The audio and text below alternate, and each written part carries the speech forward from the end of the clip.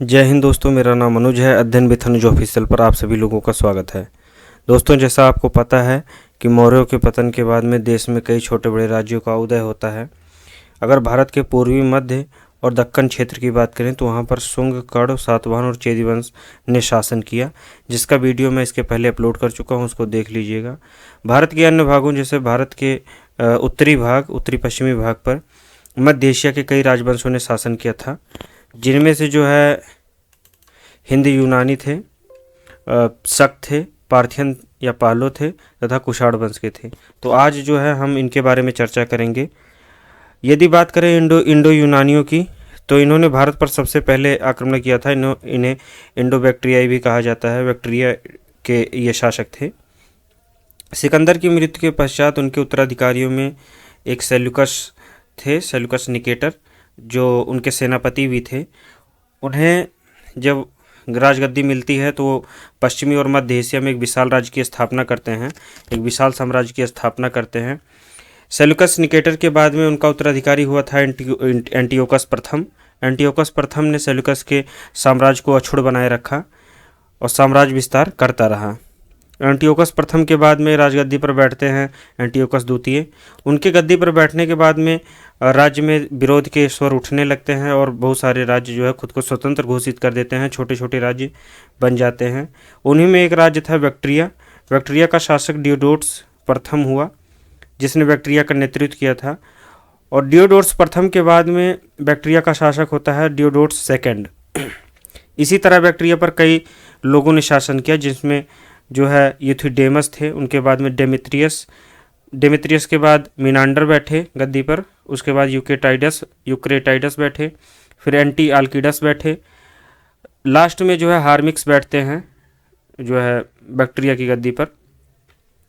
भारत के परिप्रेक्ष्य में बात करें तो भारत पर इनमें सबसे पहले बैक्ट्रिया का शासक जो डेमेत्रियस था, उसने 190 ईसा पूर्व में भारत पर आक्रमण किया और भारत के कुछ हिस्सों जैसे अफगानिस्तान, पंजाब और सिंध पर कब्जा कर लिया। और डेमेत्रियस द्वारा शाकल को अपनी राजधानी बनाया जाता है। शाकल आधुनिक सियालकोट का क्षेत्र है। ये चीज़ें जो है मैं चर्चा कर चुका हूँ आपसे। सेल्यूकस के बाद उसका उत्तराधिकारी, ये सारी चीज़ें आप लोग देख लीजिएगा। 190 ईसा पूर्व में जब जो है डेमेत्रियस भारत पर आक्रमण करता है तो अफगानिस्तान, पंजाब और सिंध के बड़े भूभाग को अपने अधिकार में ले लेता है और शाकल को अपनी राजधानी बनाता है। इन्हीं में सबसे प्रसिद्ध राजा हुआ था, एक शासक हुआ था जो बैक्ट्रिया का था, मिनांडर था। वो 165 से 145 ईसा पूर्व के बीच का उसका शासनकाल था। उसने जो है भारत पर आक्रमण किया और अपनी राजधानी शाकल बनाई।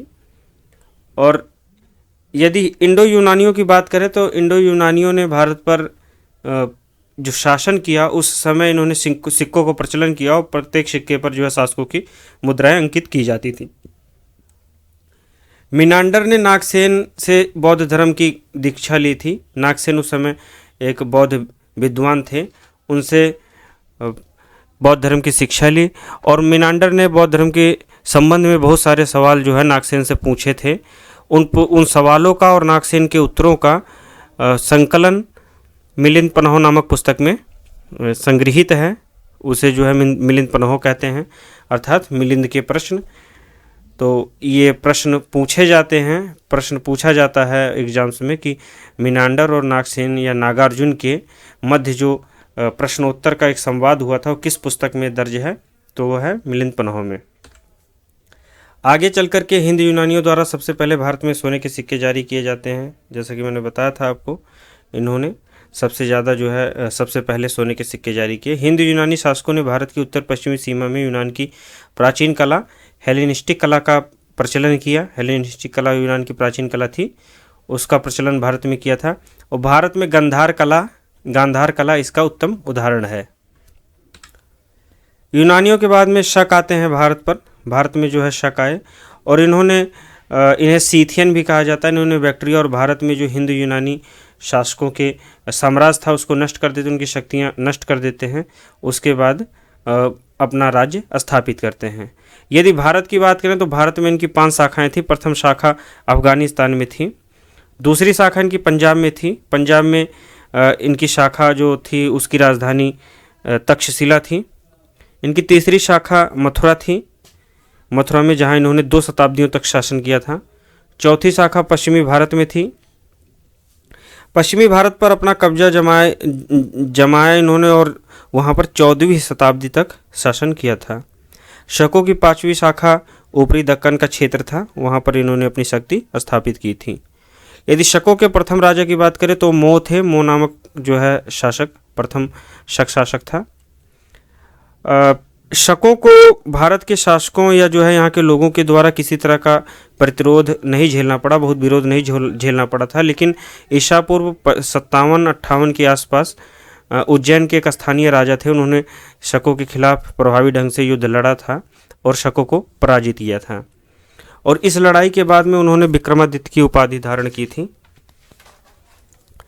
विक्रमादित्य की उपाधि धारण की और विक्रमादित्य की उपाधि धारण करने के बाद में इन्होंने एक संवत चलाया था, उसे हम लोग विक्रम संवत के नाम से जानते हैं।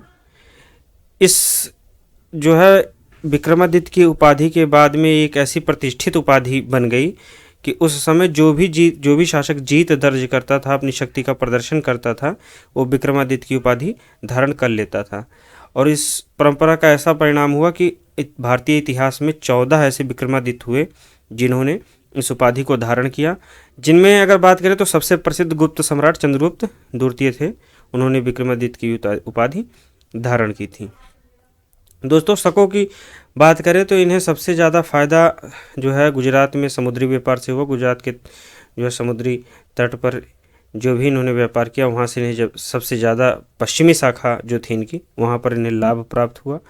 और इसके बाद जो है इन्होंने भारी मात्रा में चांदी के सिक्के जारी किए थे।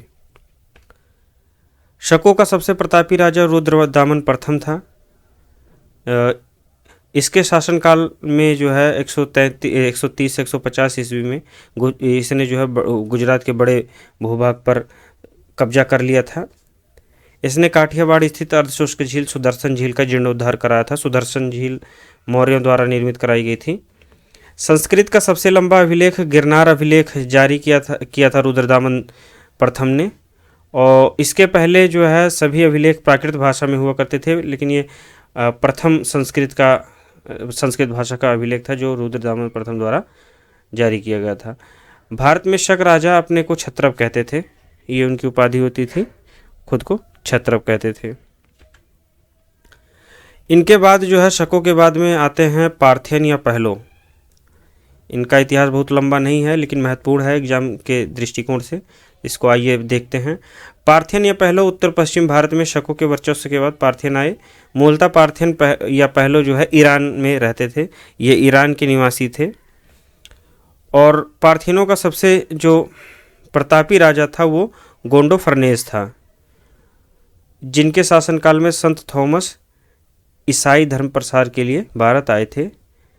यदि आपसे पूछता है कि संत थॉमस ईसाई धर्म के प्रचार के लिए किसके शासन में काल में आए थे, अगर वंशों का नाम देता है तो उसमें आपको पहलो वंश या पार्थियन वंश लगाना है। यदि राजा का नाम लेता है तो गोंडो फर्नेस के शासनकाल में आए थे।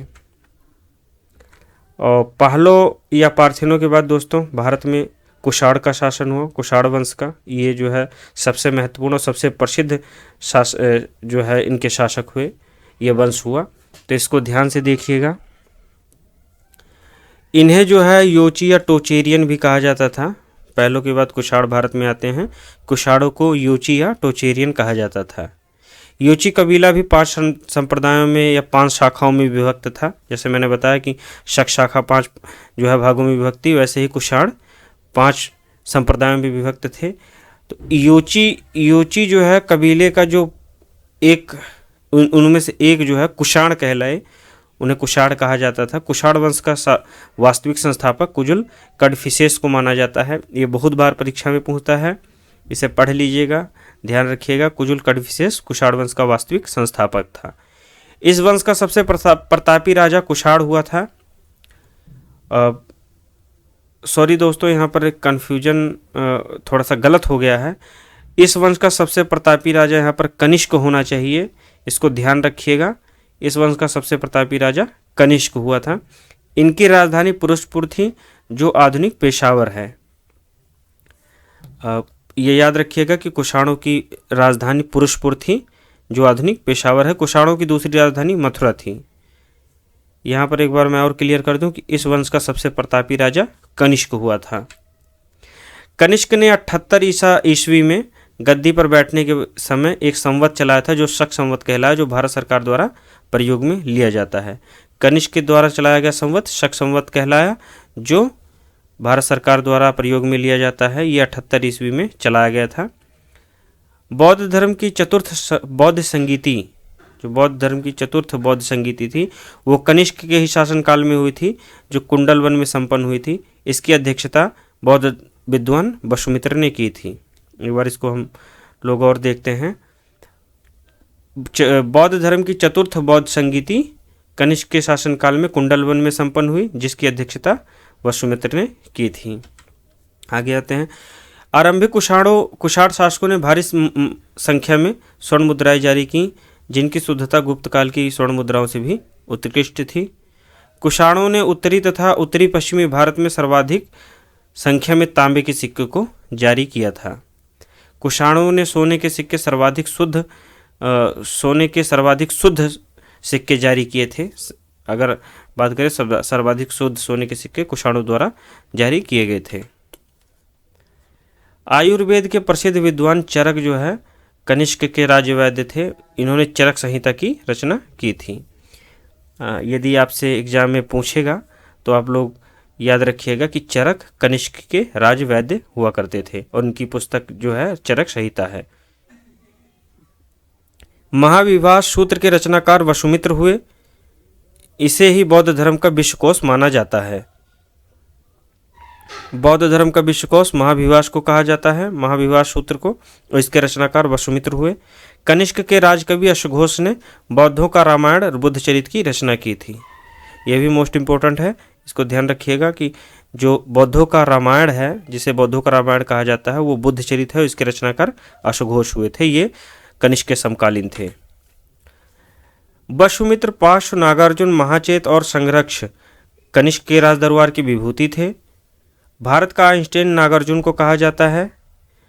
इससे याद रखिए, पूछता है भारत का नागार्जुन किन्हें कहा जाता है, तो भारत का आइंस्टाइन जो है नागार्जुन को कहा जाता है। इनकी पुस्तक, इन्होंने माध्यमिक सूत्र पुस्तक की रचना की थी, जिसमें सापेक्षता के सिद्धांत को प्रस्तुत किया था इन्होंने। एक बार इसको और देखते हैं। भारत का आइंस्टाइन नागार्जुन को कहा जाता है। इनकी पुस्तक माध्यमिक सूत्र है, जिसमें इन्होंने सापेक्षता का सिद्धांत प्रस्तुत किया है। कुषाण राजा खुद को देवपुत्र कहते थे, ये जो है देवपुत्र कहलाए। गांधार शैली एवं मथुरा शैली का विकास कनिष्क के शासनकाल में हुआ था। गांधार कला के लिए तक्षशिला प्रसिद्ध है। रेशम मार्ग का आरंभ कनिष्क ने कराया था। ये बहुत ही पूछता है कि रेशम मार्ग का आरंभ किस शासक द्वारा कराया गया था या किस वंश द्वारा, तो कुषाण वंश के द्वारा जो है रेशम मार्ग का आरंभ कराया गया था। और यदि पूछेगा कि रेशम मार्ग का आरंभ किस शासक ने कराया था, तो ये कनिष्क के द्वारा कराया गया था। रेशम बनाने की कला का आविष्कार चीनियों ने किया था। सबसे पहले रेशम की कला का आविष्कार चीनियों द्वारा किया जाता है। चीन से ये जो है कला विकसित हुई थी। कुषाण काल में सबसे अधिक विकास वास्तुकला का हुआ। इसी काल में बुद्ध की खड़ी प्रतिमा का निर्माण हुआ था। ये भी मोस्ट इंपॉर्टेंट है दोस्तों, इसको ध्यान रखिएगा कि कुषाण काल में ही बुद्ध की खड़ी प्रतिमा सर्वप्रथम बार बनाई गई थी। यदि पूछेगा एग्जाम्स में कि बुद्ध की खड़ी प्रतिमा का निर्माण किस काल में हुआ था या किस वंश के शासनकाल में हुआ था, वो कुषाण वंश के शासनकाल में हुआ था। दोस्तों, ये थे भारत के यवन राज्यों के ऊपर हम लोगों ने चर्चा की। आई होप आप लोगों को ये इंफॉर्मेटिव लगा होगा। आपके एग्जाम पॉइंट ऑफ व्यू से काफ़ी जो है चीज़ें इसमें आपके लिए ज़रूरी थी, जिसे आप लोग एक बार देख लीजिएगा। मिलते हैं अगले वीडियो में। जय हिंद।